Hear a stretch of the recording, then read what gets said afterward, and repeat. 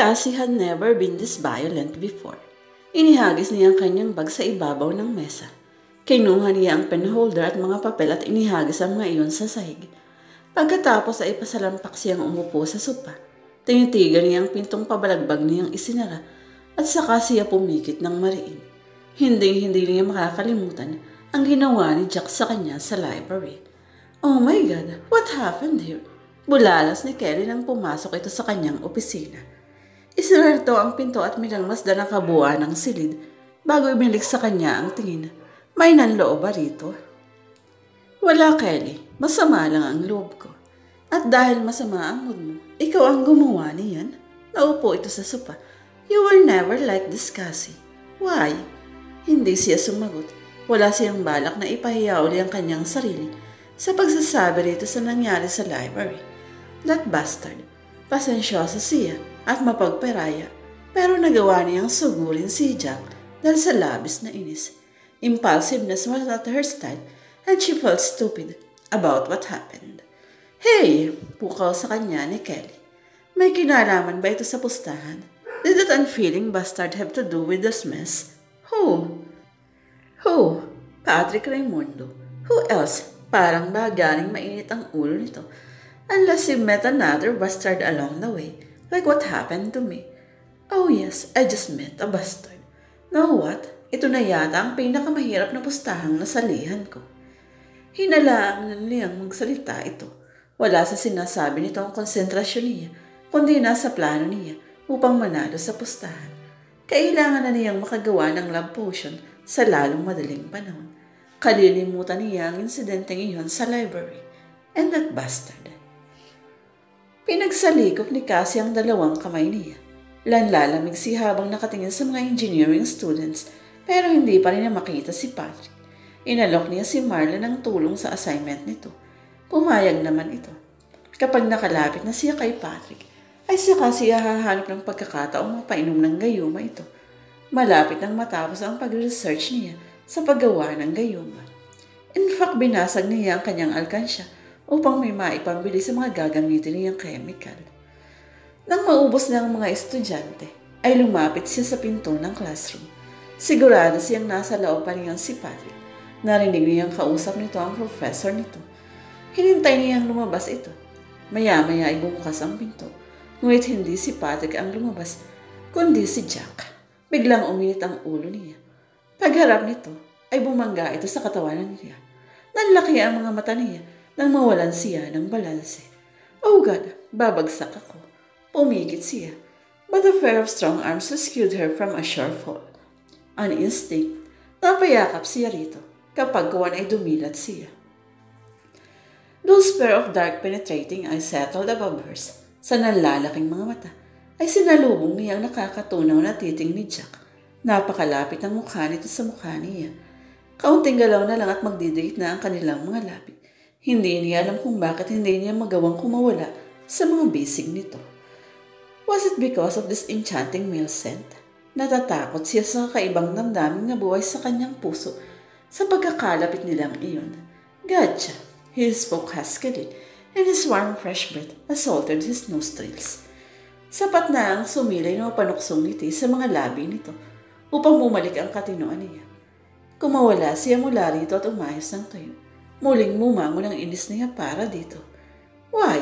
Thanks a lot. Muntik nang mabagok ang ulo ko ng dahil sa'yo. Sino ba naman kasi ang may sabing hintayin mo ako rito sa labas? Tila walang epekto rito ang pagpapakita niya ng inis. Napatitig siya rito. Iniisip yata nito na isa siya sa magkakandarapang babae rito at gumagawa ng gimmick para mapansin nito. You are such an uncaring, selfish beast. She gritted her teeth. Right, mabuti at alam mo. And in addition to that, you're also a walking disaster. Tuwing nasa malapit ka, ay nadidisgrasya ako.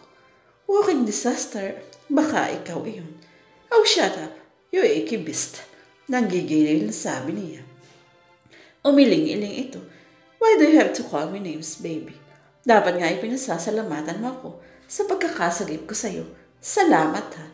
Aniyang may halong sarcasm. Look, you shouldn't be blaming me about your clumsiness. Clumsiness? Napapantastikuhang gagan niya. Nakatalikod ako nang lumabas ng pinto at nakaharap ka. Sa makatuwid, ikaw ang nakakita sa akin at alam mong palabas ako. Dapat ay umiwas ka sa akin. Well, unless you'd really plan to fill my back. Aminado siyang tama ito at may kasalanan din siya sa nangyari. Pero bakit niya aaminin dito ang clumsiness niya? Kaya nakipagtitigan siya rito. Nagpigil siyang magsalita dahil baka kung anong lumabas sa kanyang bibig. Ano? Nakaubusan ka na ba ng adjective para sa akin? Try ravishing, mouth-watering, tongue-licking. Pinanlakihan niya ito ng mata and he was not censored now. Lalo tuloy nag-iit ang magkabilang pisngi. Mabuti na lang at walang tao sa pasilyo bukod sa kanilang dalawa. Sensually locious, stop that smack. Tumawa ito ng nakakaloko. Sasagot pa sana siya nang bumukas ang pinto at mula raw ay lumabas ang totoong pakay niya sa lugar na iyon.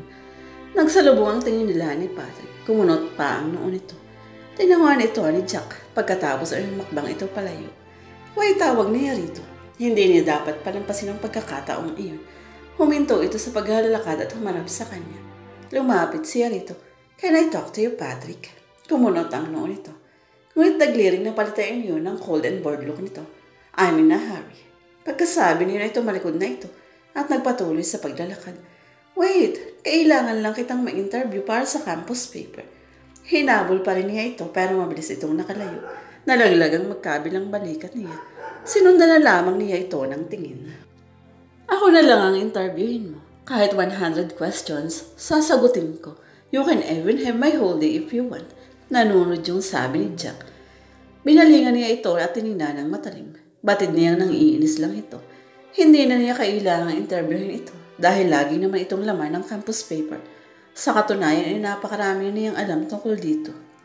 He was 23 years old, a civil engineering senior rich assistant at campus heartthrob in their university. Aside from basketball, he was also into golf. Parati raw itong nasa Manila Polo Club para maglaro. Noong nagdaang taon ay nagkaroon ito ng TV commercials. Marami raw nagdaalok dito na maging modelo at artista, ngunit hindi raw ito interesado. Pag-aari ng pamilya nito ang isa sa mga top general construction companies sa bansa, ang Terrosa Builders Corporation. Nag-iisang anak na lalaki ito at siya ring magiging tagapamahala ng kumpanya ng pamilya nito. He was too good to be true. 3/4 yata ng female population ng kanilang campus ay may crush dito, kaya naman napakayabang nito. Pakiramdam pa nga yata nito ay nagkakandara pa siya rito. Kung alam lang nito na wala itong apil sa kanya, kahit gaano pa kagwapo ito. No thanks, si Patrick ang kailangan kong interviewin, hindi ikaw. Humakbang siya palayo rito. Why? Tanong nito na nakapagpahinto sa kanya. Bakit niyo kinukulot si Patrick? Isn't it obvious na ayaw niya magpa-interview? He's a very private person, so I don't think you could get an interview from him. Well, unless, napalingon siya rito. Unless what? Tumaas ang isang sulok ng mga labi nito. Unless makumbinsi siya ng isang taong malapit sa kanya na magpa-interview. Napaisip siya. Oo nga, bakit hindi niya naisip yun? Kung gano'n sino ang tinutukoy mong pwedeng tumulong sa akin. Hindi pa nito nasasagot ang tanong niya. Ay naisip na agad niya ang pinsan ni Patrick na si Clifford. Ngunit hindi pa niya nakikita si Clifford. Narinig lang niya ang pangalan nito. At base sa mga naririnig niya, mukhang mahirap ding lapitan ito. You're looking at him, ani Jack. Pinaikot niya ang kanyang mga mata. You mean, nagbo-volunteer ka? Na, kumbinsihin mo muna ako bago ko sabihin kay Patrick na kausapin ka niya. Ngumiti pa ito ng nakakaloko. Nainis siya sa nais ipahiwatig ng ngiting iyon. Pinaglalaroan siya nito. No thanks, I can manage. Hindi ko kailangan ng tulong mo o ng kahit sino para makuhanin ng interview si Patrick. Really? I wonder how you could do that. Patrick is incredulous. Hindi nga siya tumitingin sa mga babae. Ini-snub ka lang niya. He'll brush you off if you get near him.